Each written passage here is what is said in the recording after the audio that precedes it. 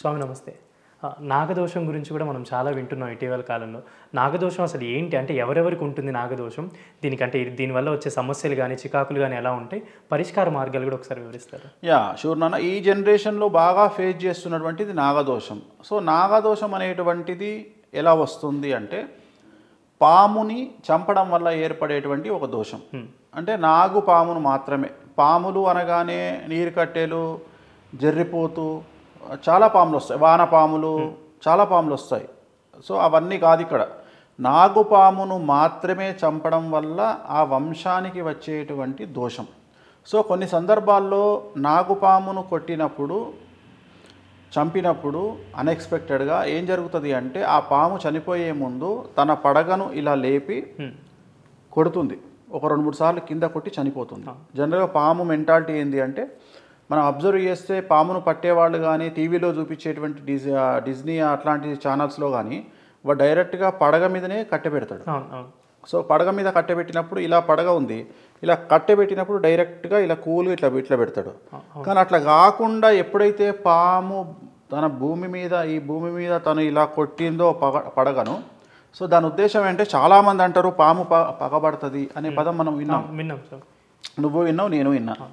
So ఇక్కడ ఉద్దేశం ఏంటంటే, పాము పగబట్టడం అంటే పాము వంశం మీద దోషాన్ని, శాపాన్ని ప్రకటించడం. ఎలా ప్రకటిస్తుంది? ఇలా పడగను కొట్టి ప్రకటిస్తుంది.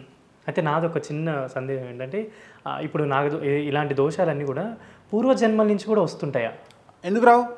పూర్వజన్మ నుండి ఎందుకు రావు? ఏ జనరేషన్లోనైతే పాము మరణం అనేది సంభవించిందో ఆ జనరేషన్ నుండి అది కంటిన్యూ అవుతుంది. సో ఖచ్చితంగా ఇక్కడ చెప్పదలుచుకున్న పాయింట్ ఏంటంటే, మనము రోడ్డు మీద వెళ్తున్నప్పుడు మన కారు కింద నాగుపాంబడి చనిపోవడమో, లేదు మన ఇంట్లో పాము మన పని మనుషులు కొట్టి చంపడమో, మన పొలంలో కొట్టి చంపడమో, మనము కొట్టినా సరే, మన పని మనుషులు కొట్టినా సరే, పొలంలో మన పనివాళ్ళు కొట్టినా సరే, ఎవరు కొట్టినా యజమానికి మాత్రమే వస్తుంది. 90%, 10% వాళ్ళకి వెళ్తుంది. సో ఈ నాగుపామును కొట్టడం అనేది మంచిది కాదు. సో ఎప్పుడు కొట్టినా కానీ చాలా చాకచక్యంగా కొట్టేవాళ్ళు ఉంటారు. ఒకవేళ అంటే కొట్టొద్దు అంటే అది విషపురుగు కాబట్టి కరుస్తుందేమో అనేటువంటి భయము, ప్రాణహాని అనే భయంతో ఉండేవాళ్ళు చాలా ఎక్కువగా ఉంటారు. పొలాల్లో ఉండేవాళ్ళు జనరల్గా పామును చూడగానే కొడతారు. కారణం ఏంటంటే, మళ్ళీ అదే పొలంలో తిరుగుతుంది అని. సో అట్లా కొట్టినప్పుడు కూడా దాన్ని పడగ లేవకుండా కొడతారు కొంతమంది. కానీ ఇక్కడ విషయం ఏంటంటే, పామును చంపడమే తప్పు. సో ఆ పామును చంపడము అనేటువంటిది వంశనాశనానికి దారితీస్తుంది.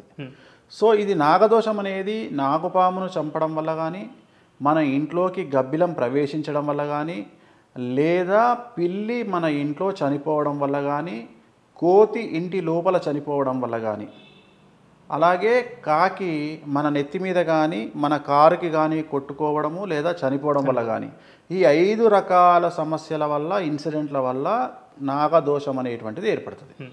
సో నాగదోషానికి ఏం చేయాలి? సో మళ్ళీ సేమ్ రెమెడీ ఏంటి అంటే, శ్రీకాళహస్తిలో కాలసర్పదోష పూజ చేయించడము, త్రయంబకేశ్వరంలో కాలసర్పదోష పూజ చేయించడము, లేదా నాగ ప్రతిష్ఠ చేయించడము, లేదా వెండి నాగపాములను తయారు చేయించి శ్రీకాళహస్తి దేవాలయం హుండీలో వేయడము, లేదా త్రయంబకేశ్వరంలో వెండి నాగపడిగలను గంగలో వేయడము. సో ఇలాంటివి చేయడము, నాగ ప్రతిష్ఠ చేయడము. సో అలాగే నాగుల చవితి అప్పుడు ఇంట్లో భార్యాభర్తలు వెళ్ళి పుట్టలో పాలు పోయడము. సో వీటి ద్వారా ఏంటంటే నాగ దోషానికి సంబంధించినటువంటి సమస్యలన్నీ కూడా తీరేటువంటి అవకాశం ఉంది. ఒకవేళ నాగదోషం అనేటువంటిది కనుక పడితే ఏం జరుగుతుంది? మరీ ముఖ్యంగా మగపిల్లలకు పెళ్ళిళ్ళు అవ్వకపోవడం, మగపిల్లలు యంగేజ్లో మరణించడం, హార్ట్ ప్రాబ్లంతో చనిపోవడం, అలాగే పెళ్ళిళ్ళు అయిన తర్వాత భార్యాభర్తల్లో ఒకళ్ళు మరణించడం, అలాగే అర్ధ ఆయుష్కులుగా చనిపోవడము, అలాగే క్యాన్సర్ లాంటి వ్యాధుల బారిన పడడము, అలాగే కుటుంబంలో బాగా డబ్బు సంపాదించేటువంటి పరిస్థితిలో ఉన్న వ్యక్తి చనిపోవడము. నాగదోషం తీవ్రత ఎలాగుంటుంది అంటే, మామూలుగా మన ఒక అబ్బాయి పుట్టగానే చనిపోతే తల్లిదండ్రులకు బాధ ఉండదు, అదే 5 ఏళ్ళకి చనిపోయినా బాధ ఉండదు. కానీ వాడు 20-22 సంవత్సరాల స్థాయికి వచ్చి వాడు నెలకు ఒక 5 లక్షల రూపాయలు సంపాదన తీసుకునే స్థాయిలో ఫస్ట్ నెలనే వాడు డబ్బులు తీసుకుని మరణించిండు అనుకో, ఆ బాధ వర్ణాతీతం. సో అలాంటి బాధను క్రియేట్ చేసే చావు దొరకడం. సో ఇంత హార్డ్గా ఉంటుంది, నాగదోషం యొక్క తీవ్రత ఇంత తీవ్రంగా ఉంటుంది. సో దానికి సంబంధించినటువంటి రెమెడీలు చేసుకోవడము, తారాదేవి పీఠం అనేటువంటిది దుర్గాపూర్ కలకత్తా దగ్గర ఉంటుంది, అక్కడికి వెళ్ళి స్పెషల్ పూజ ఉంటుంది, ఈ నాగదేవతకు సంబంధించిన పూజ చేయించుకోవడము. సో అలాగే తిరుపతి టెంపుల్లో ఇందాక చెప్పినట్టు శేషవాహనం చుట్టూ 3 ప్రదక్షిణాలు చేయడము, దీనివల్ల ఈ నాగదోషం అనేటువంటిది నివారణ కాబడుతుంది. అయితే ఇప్పుడు తల్లిదండ్రుల్లో ఎవరికి ఒక్కరికున్నా కానీ అది పిల్లలకు వస్తుంది? తల్లిదండ్రులే కాదు, ఇక్కడ పితృదేవతల నుండి ఎప్పుడో 3-4 వంశాల నుండి కూడా ఇది రావచ్చును.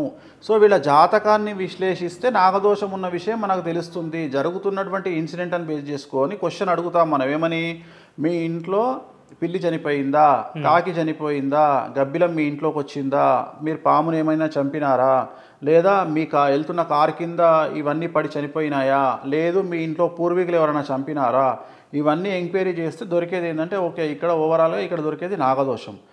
సో దాన్ని మనం బేస్ చేసుకొని జ్యోతిష్యం చెప్తాం. Okay, thank you.